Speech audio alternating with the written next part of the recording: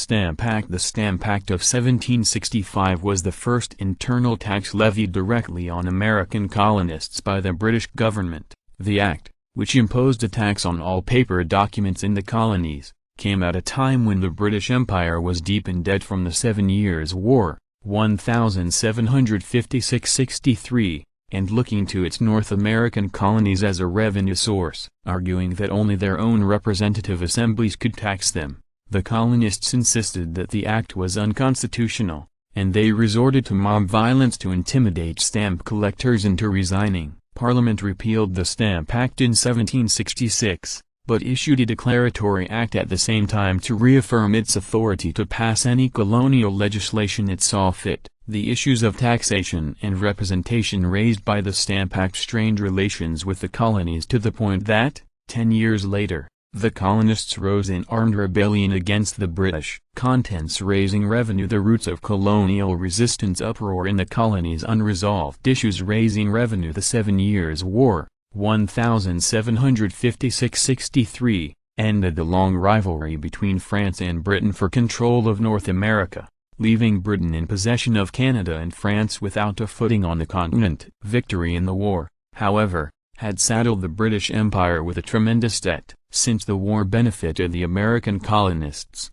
who had suffered 80 years of intermittent warfare with their French neighbors, as much as anyone else in the British Empire, the British government decided that those colonists should shoulder part of the war's cost. Britain had long regulated colonial trade through a system of restrictions and duties on imports and exports. In the first half of the 18th century, however, British enforcement of this system had been lax. Starting with the Sugar Act of 1764, which imposed new duties on sugar and other goods, the British government began to tighten its reins on the colonies. Shortly thereafter, George Grenville, 1712–70, the British First Lord of the Treasury and Prime Minister, proposed the Stamp Act. Parliament passed the act without debate in 1765. Did you know? Stamp Act opponent Patrick Henry is known for his "Give me liberty, or give me death" speech, delivered before a meeting of Virginia's colonial leaders in 1775 in an effort to mobilize a militia against a possible attack by the British. He later served as Virginia's governor,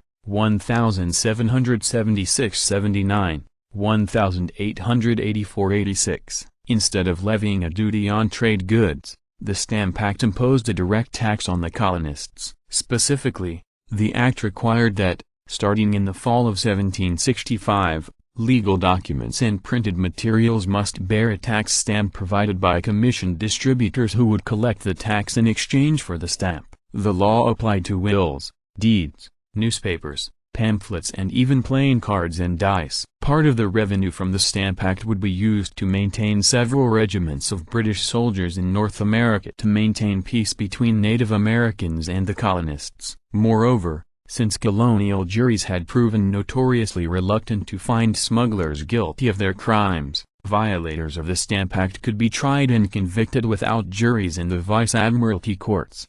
The roots of colonial resistance. Coming in the midst of economic hardship in the colonies, the Stamp Act aroused vehement resistance. Although most colonists continued to accept Parliament's authority to regulate their trade, they insisted that only their representative assemblies could levy direct, internal taxes, such as the one imposed by the Stamp Act. They rejected the British government's argument that all British subjects enjoyed virtual representation in Parliament, even if they could not vote for members of Parliament. The colonists also took exception with the provision denying offenders trials by jury. A vocal minority hinted at dark designs behind the Stamp Act. These radical voices warned that the tax was part of a gradual plot to deprive the colonists of their freedoms and to enslave them beneath a tyrannical regime. Playing off traditional fears of peacetime armies, they wondered aloud why Parliament saw fit to garrison troops in North America only after the threat from the French had been removed. These concerns provided an ideological basis that intensified colonial resistance.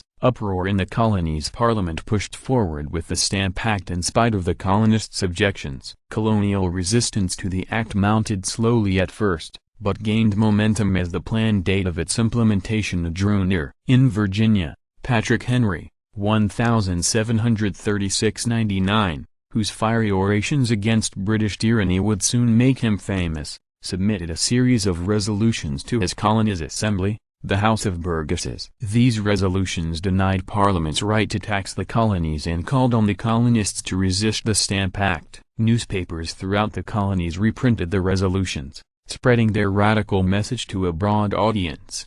The resolutions provided the tenor for the proclamations of the Stamp Act Congress, an extra-legal convention composed of delegates from 9 colonies that met in October 1765. The Stamp Act Congress wrote petitions to the king affirming both their loyalty and the conviction that only the colonial assemblies had the constitutional authority to tax the colonists. While the Congress and the colonial assemblies passed resolutions and issued petitions against the Stamp Act, the colonists took matters into their own hands.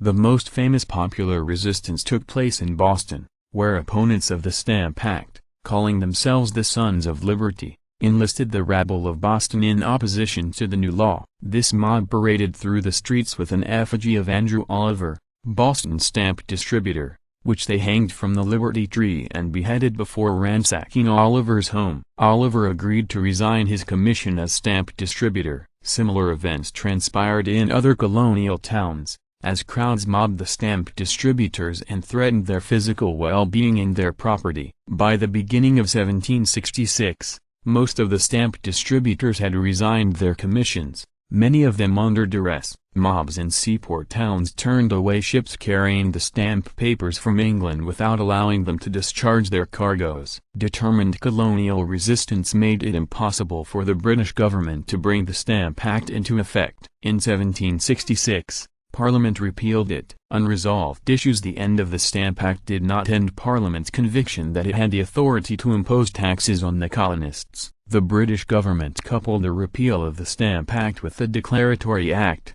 a reaffirmation of its power to pass any laws over the colonists that it saw fit. However, the colonists held firm to their view that Parliament could not tax them. The issues raised by the Stamp Act festered for 10 years before giving rise to the Revolutionary War and, ultimately, American independence.